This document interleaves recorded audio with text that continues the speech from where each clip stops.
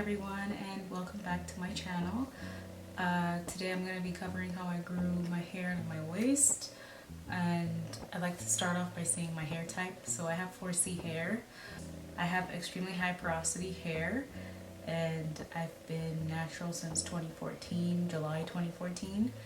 And the reason why it took me so long to grow my hair, like to retain any length, was because like for most of my natural hair journey, I had no idea what I was doing.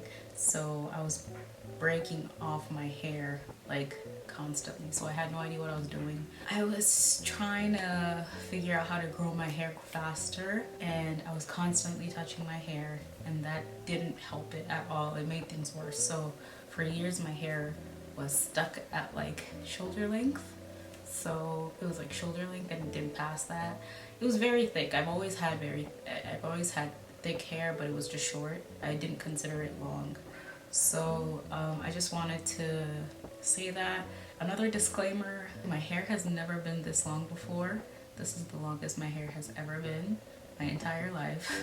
Even when I was relaxed, my hair was like past my shoulders, a little bit past my shoulders. So like right there, I'd say. So it wasn't anything, it wasn't a head turner. My hair has never been this long before. A lot of people think it has been. Usually they assume that I've always had long hair. I have not. So another thing that people assume is that it's genetic, and yes, genes do play a role in how easy it is for you to retain length. So your genes make it either easier for you or harder for you. So your hair texture can be softer, it can be stronger, which will help you retain more length, or your hair texture can be, a lot coarser and very dry, so it's brittle, which would make it more prone to breakage. That's why some people, they hardly do anything to their hair and their hair is long, because their hair can withstand a lot of stress. But then some other people, they can also do the same thing and not try, and their hair is like very, very short. So yes, it does play a role, but it doesn't mean it's impossible for you to grow your hair to your waist or whatever hair goal you have. Basically what I'm saying is that yes, genetics do play a role, but they don't ultimately determine whether or not you can have long hair. And honestly, I always say this, I believe that if I can have really long hair like this, anyone else can. My entire life I've wanted long hair, and when I finally realized what I had to do to get it, I was so happy. I was like, I can't wait to share this information with people. So I tell people all the time. They don't like to listen. People don't like to listen sometimes, but basically all I have to say is that I believe since I grew my hair this long, anyone else can, because I used to be you watching videos trying to figure out how can I grow my hair to my waist, or to my shoulder, past my shoulders, or whatever your hair goal is. Like, I was the person. I watched so many YouTube videos on hair growth, and it's really simple. So let's get started. I've talked enough.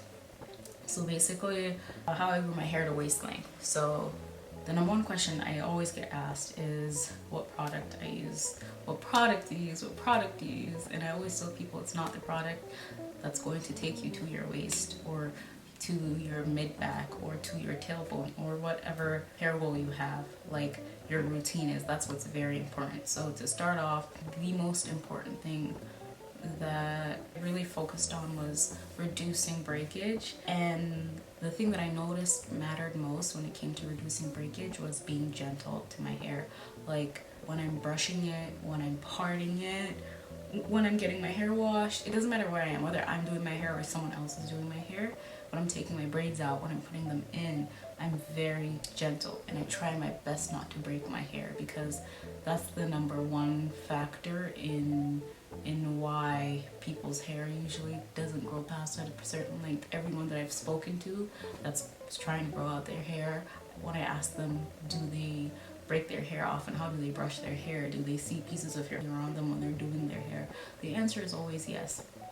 And I always tell them that's the number one thing you want to tackle, because you can do all these other things and it won't make much of a difference because your hair is breaking too much. You're not saving any of that hair that you're growing. So I always tell people your hair is growing. Your hair is just breaking at the same rate that it's growing. So if you retain some of that length by not breaking your hair, you'll notice, like it'll be obvious. So I always tell people you just want to try and be gentle so you can reduce the amount of hair you're breaking when you're handling your hair, because you'll break your hair no matter what you do, but you can reduce how much you break it. And once you reduce it, your hair will be retaining a lot more length. So that's like the most important thing, is like reducing breakage. And the one way you could do that is by being gentle when you're brushing your hair. Like for example, I brush from the tips to the roots, and I'm only doing it like this now because my hair is blow dried. I don't brush my hair like this. I brush my hair in sections, and I'll go over my hair routine in another video because I don't want this video to be too long. So reduce the amount of hair you lose to breakage by brushing gently. Even when you're shampooing your hair, conditioning, be gentle, be careful. Try not to break your hair. Whenever like I'm combing my hair and I encounter a knot or a tangle that I can't take out, I get my hair scissors. Specifically hair scissors, not any other kind of scissors, not paper scissors, not fabric scissors, hair scissors. They're meant for cutting hair. So then I cut out the knot and it's gone and you can't even notice. And what that does is it prevents you from having split ends, which could also lead to more breakage. So had you like brushed through it, number one, you would break the hair where the knot was, and those ends that were broken would be split, so they would eventually keep on breaking off because we've created a split end. So I try to prevent that from happening by using hair scissors when I encounter a knot. But sometimes I do snag through them by accident and there's not much I can do. Another thing that I did to grow my hair to my waist was keeping my hair moisturized. So I barely ever let my hair get dry. And I did this because when my hair is like soft and conditioned, it's less prone to breakage.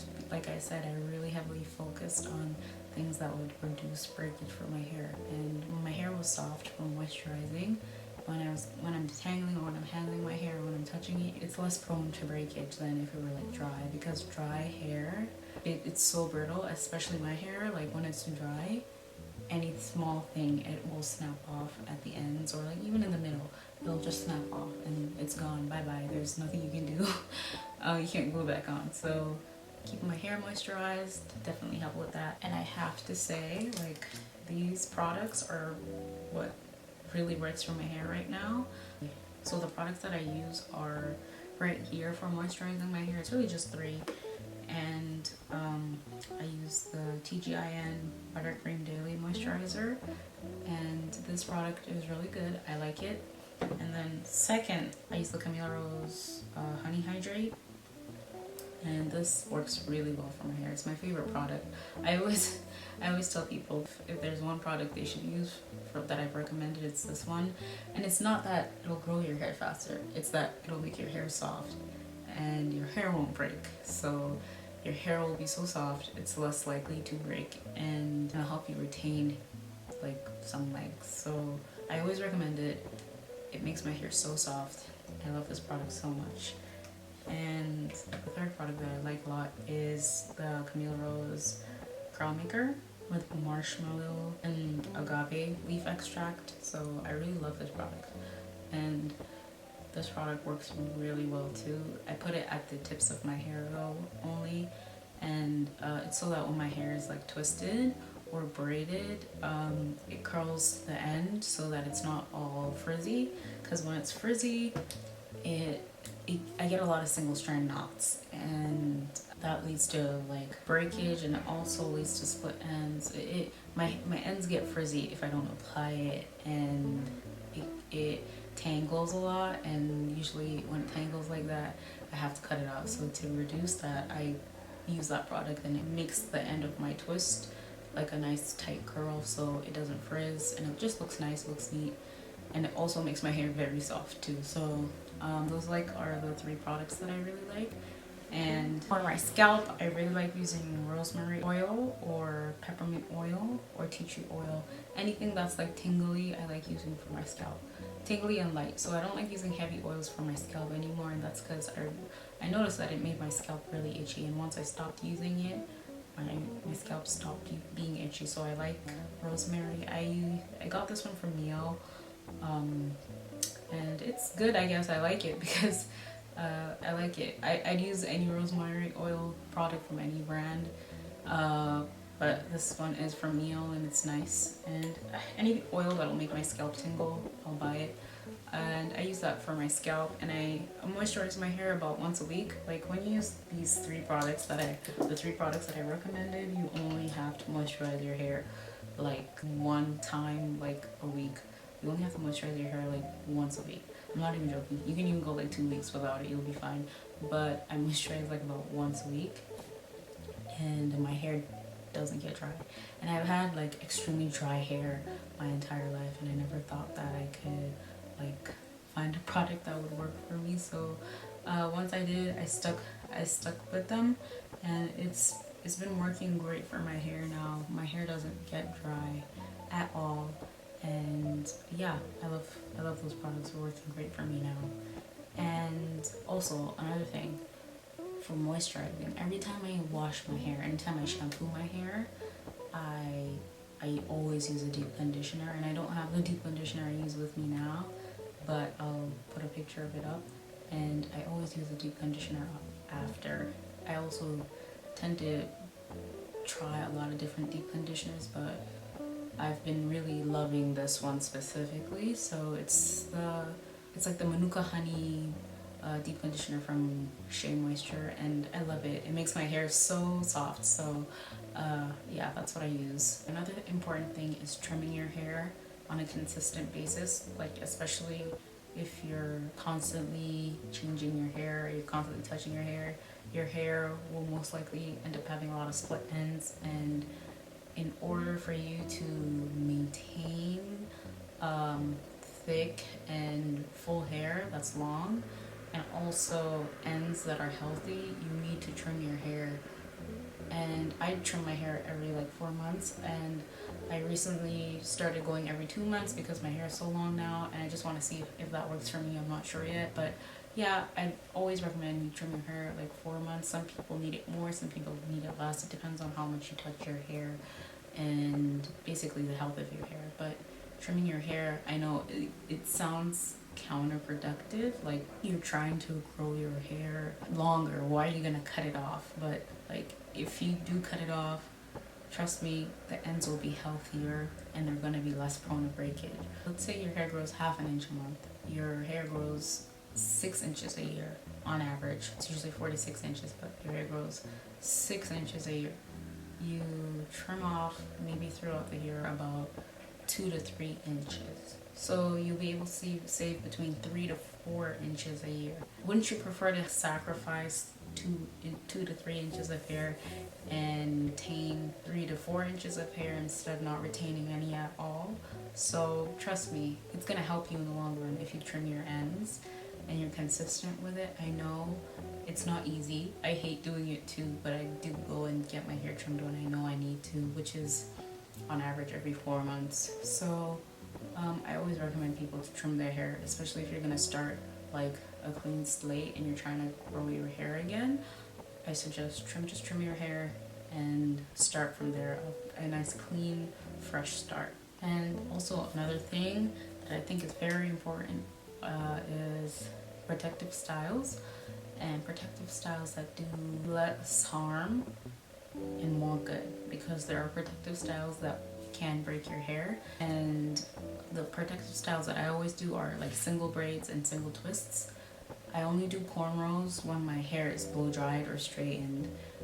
I notice that when my hair is in its curly state and I get cornrows, my hair breaks. Like it breaks so badly, and I don't do it myself, other people do, so they have trouble braiding through my hair when it's coily, and I completely understand. Like I'm not angry about that, so I always just get my hair cornrowed only when it's blow dried or straightened now.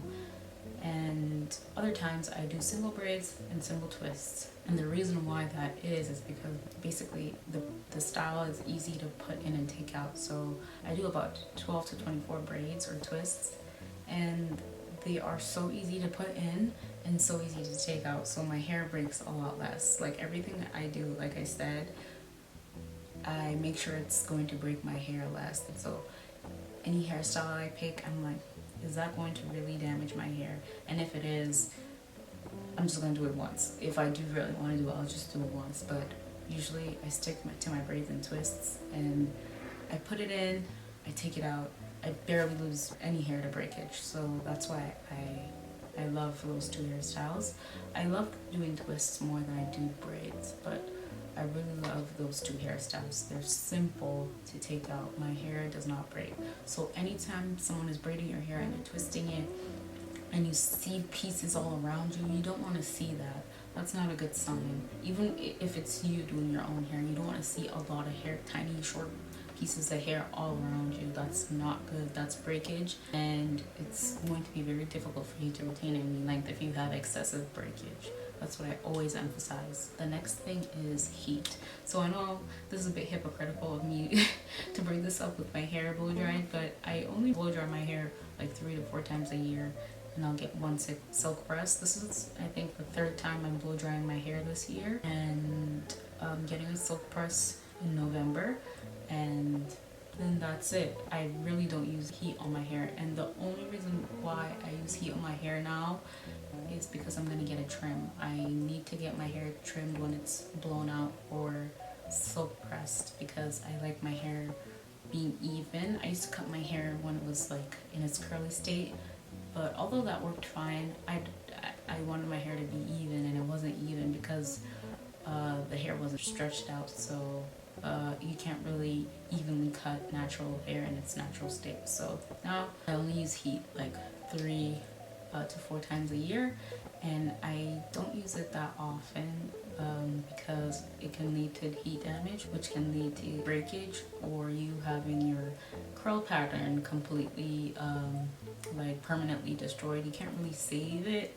You can do protein treatments and it'll kind of help it a little bit, but overall, when it's gone, when it's damaged to that extent, you can't save it. So I try to minimize the amount of heat I use on my hair to prevent that, because I've had heat damage multiple times and I basically had to go natural all over again. So to prevent that from happening now, I only use heat to get trims. That's it.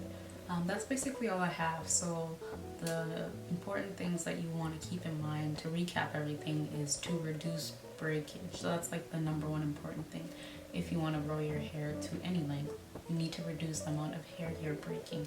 It's not about finding a product that will grow your hair faster, because that's not going to help you at all. It might help you a little bit, but then you've grown, let's say, an extra 1 inch, your hair is going to remain that length. It's not going to grow any further. So you really just want to focus on reducing breakage. Don't go out and try to find a product that's going to grow your hair in 2 months. It doesn't exist. They're trying to scam you. I'm sorry, but I've tried almost every single product under the sun, and it's not gonna work. You just really have to reduce the amount your hair breaks, and once you do that, you'll see some signs of growth. And I always recommend to people to basically take a picture of your hair and pull it to wherever it stops. If it stops here, pull it, take a picture. In 3 months, do it again. That's if, of course, you've started taking care of your hair. Take a picture again in 3 months or 6 months. You'll notice that your hair has retained some length. And the second thing is, the most important thing you can do to reduce breakage is being gentle. And being gentle, especially when you're brushing your hair, or when you're getting braids in, or when you're getting twists in. Those are the times that people really break their hair. So if you reduce that by being gentle, you'll definitely see that you're retaining some length. The next thing is keeping your hair moisturized. Keeping your hair moisturized will make it more elastic. It will make your hair less prone to breakage. So like I said, anything that'll prevent your hair from breaking is a good thing. So you should focus on that, not hair products that'll speed up your hair growth. Those will not get your hair to waist length. You need to change your routine. The next important thing is trimming your hair. Trimming your hair keeps your ends nice and thick and healthy. And another thing is using protective styles that do less harm and more good. So like twists, single braids that aren't too small. I don't like them when they're too small because ends they tend to get knotted up pretty badly. So I try to do them like medium size to large sizes all the time. Anytime I do them small, it's like a once in a blue moon type thing. And lastly, reducing heat. Too much heat can lead to heat damage, and it can also lead to excessive breakage because your hair has been permanently damaged. So that's really all I have to say.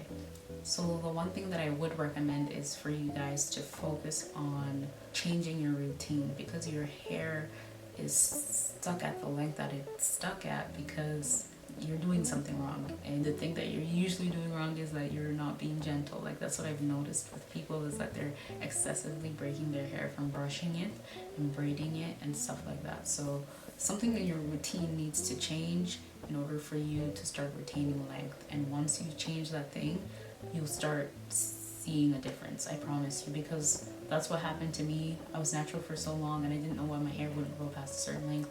And it was because I was being too rough with my hair.